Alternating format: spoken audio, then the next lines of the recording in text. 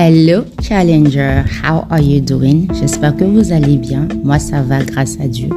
Nous continuons notre série de lecture du livre de Stormy O. Martin intitulé La prière d'une épouse est efficace. Nous sommes au chapitre 9 qui parle de ses objectifs. Prions. Père, nous te bénissons. Merci pour ce moment. Dans le nom de Jésus. Amen. Tout le monde a des objectifs. C'est notre raison de vivre. C'est notre mission, notre but, nos plans de vie. En premier lieu, nous sommes ici pour glorifier Dieu et accomplir sa volonté. La façon dont nous mettons en œuvre ce projet dans nos vies est propre à chacun d'entre nous. Votre mari a besoin de savoir sa raison de vivre. Il a besoin d'être sûr que sa vie n'est pas un simple accident, mais qu'elle fait partie d'un vaste projet. Il doit être convaincu de faire partie de quelque chose de plus grand que lui.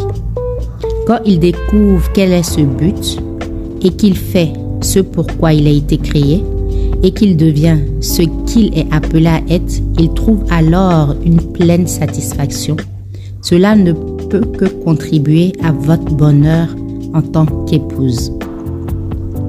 S'il est une chose que j'ai apprise en un quart de siècle de vie de couple, c'est que la femme ne peut pas mettre de pression sur son mari pour le faire devenir comme ceci ou comme cela. Mais elle peut prier afin qu'il devienne ce qu'il est appelé à être. Elle peut prier que Dieu le façonne selon son plan et non celui de qui que ce soit d'autre. Ce qu'il devient sera ensuite déterminé par l'écoute qu'il aura de l'appel de Dieu. Car Dieu nous a adressé une sainte vocation, non à cause de nos œuvres, mais selon son propre dessein et selon la grâce qui nous a été donnée en Jésus-Christ avant les temps éternels. 2 Timothée 1, verset 9. Votre mari a été prédestiné suivant la résolution de celui qui opère toutes choses d'après le conseil de sa volonté.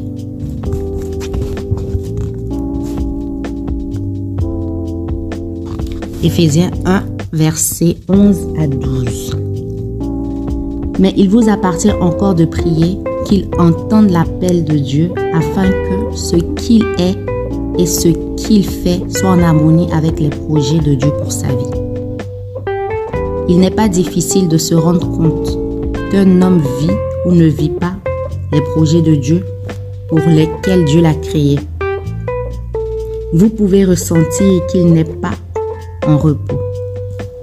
Vous voyez bien que quelque chose ne fonctionne pas vraiment, même si vous n'êtes pas capable de l'identifier. Quand vous vivez avec un homme qui accomplit son appel et qui fait ce pourquoi il a été créé, vous sentez qu'il est animé par une direction dans sa vie, une assurance, une profonde sécurité. Selon vous, comment va votre mari à cet égard? Êtes-vous préoccupé parce que vous sentez qu'il n'est pas dans une voie qui lui apporte une certaine satisfaction, qu'il est accablé ou qu'il a l'impression de n'aller nulle part? Si tel est le cas, priez. Seigneur, prends mon mari là où il se trouve.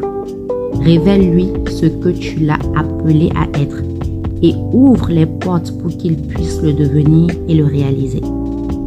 Prier ainsi ne signifie pas que votre mari va être arraché à son travail et parachuté dans autre chose. Cela peut arriver, mais ce qui se produit le plus souvent, c'est que la perspective de l'homme peut changer. J'ai un ami qui s'appelle David. Il a travaillé pendant des années dans une usine de construction d'avions. Quand il a entendu l'appel de Dieu dans sa vie, il savait qu'il devait aider les jeunes adolescents dans des familles à bas revenus. Il savait aussi qu'il ne devait pas pour autant quitter son emploi. Il s'avéra que son travail lui rapportait assez d'argent pour subvenir aux besoins de sa famille, tout en lui laissant exactement le nombre d'heures nécessaires pour mener à bien ce projet. Il a organisé des distributions de nourriture pour des familles dans le besoin, des concerts gratuits pour des jeunes peu fortunés, des actions chrétiennes pour ceux qui ne connaissaient pas l'Évangile et pour parler de paix entre des bandes rivales. Il fait tout ce qui est en son pouvoir pour amener la restauration dans sa ville déchirée par la violence. Sa mission n'a certes rien de facile, mais elle est pour lui une source de réelle satisfaction. Quand vous le rencontrez, vous ne pouvez pas ne pas savoir qu'il est animé d'une passion pour sa mission. Physiquement, il n'en impose pas, mais c'est un géant sur le plan spirituel. C'est évident, dès les premiers instants en sa présence, sa femme Priscille a aussi entendu cet appel de Dieu sur sa vie et le soutient de toutes les façons possibles. Quel que soit l'appel de Dieu pour votre mari, il vous a aussi appelé à le soutenir et vous impliquer au moins par la prière, l'encouragement et l'aide directe, là où c'est possible. Pour certaines épouses, cela signifiera veiller à la bonne marche du foyer, élever les enfants, être présente à ses côtés et le soutenir dans la prière. D'autres femmes prendront d'une part plus active en tant qu'aide ou partenaire. Dans tous les cas, Dieu ne vous demande pas d'étouffer votre personnalité ou votre identité. Dieu vous a appelé à une mission, mais cette mission sera compatible avec celle de votre mari et ne sera pas en conflit avec elle. Dieu n'est pas l'auteur de la confusion, des conflits et des situations impossibles. Il est le maître du temps et des moments. Il y a un temps pour toutes choses, dit la Bible.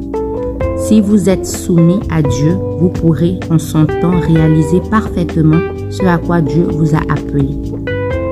Si votre mari est déjà à l'œuvre dans l'appel que Dieu a placé sur sa vie, vous pouvez compter sur l'ennemi de son âme pour semer le doute, surtout s'il est encore loin d'avoir entrevu le produit fini de ce qu'il croit devoir réaliser. Vos prières l'aideront à bannir le découragement et à l'en protéger. Elles l'aideront à entendre la révélation de Dieu et à s'y tenir. Elles contribueront à lui permettre de vivre sa vie selon le projet de Dieu. Prière. Seigneur, je prie que, et vous dites le nom de votre mari, entende clairement l'appel que tu as placé sur sa vie. Aide-le à réaliser ce qu'il est en Christ et donne-lui la certitude qu'il a été créé pour un merveilleux but. Que les yeux de son intelligence soient éclairés, afin qu'il sache quelle est l'espérance qui s'attache à son appel. Éphésiens 1, verset 18. Seigneur, quand tu nous appelles, tu nous qualifies. Rends-le capable de marcher d'une manière digne de son appel et de devenir l'homme de Dieu que tu l'appelles à être. Permets qu'il se souvienne de ce à quoi tu l'as appelé et ne le laisse pas être distrait par des choses secondaires par rapport à ton appel. Anéantis le découragement afin qu'il ne soit pas terrassé. Aide-le à lever les yeux au-dessus des circonstances du moment afin qu'il voie le but pour lequel tu l'as créé. Donne-lui la patience d'être dans ton timing parfait. Je prie que les désirs de son cœur ne soient pas en conflit avec tes désirs pour sa vie, qu'il puisse rechercher ta direction et entendre ce que tu veux dire à son âme. Amen. Quelques précieuses ressources. 1 Corinthiens 7:7. Chacun tient de Dieu un don particulier, l'un d'une manière, l'autre d'une autre. 1 Corinthiens 7:17. Que chacun marche selon la part que le Seigneur lui a faite, selon l'appel qu'il a reçu de Dieu. 2 Thessaloniciens 1:11. C'est pourquoi aussi nous prions continuellement pour vous, afin que Dieu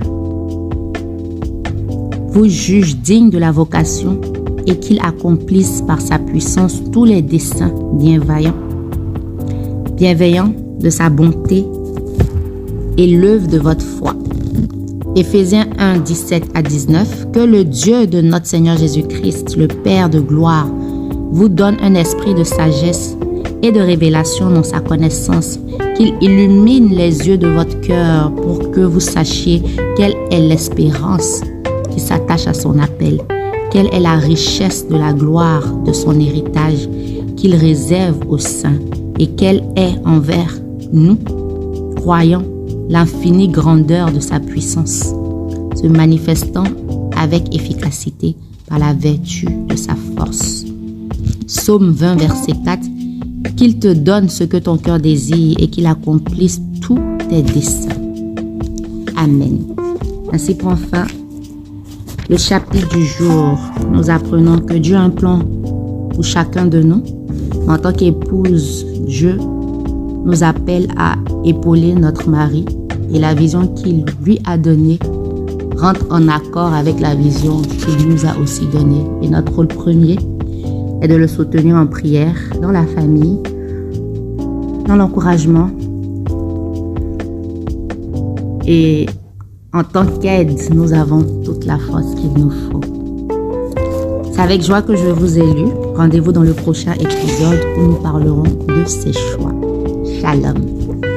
Moi, c'est souvent.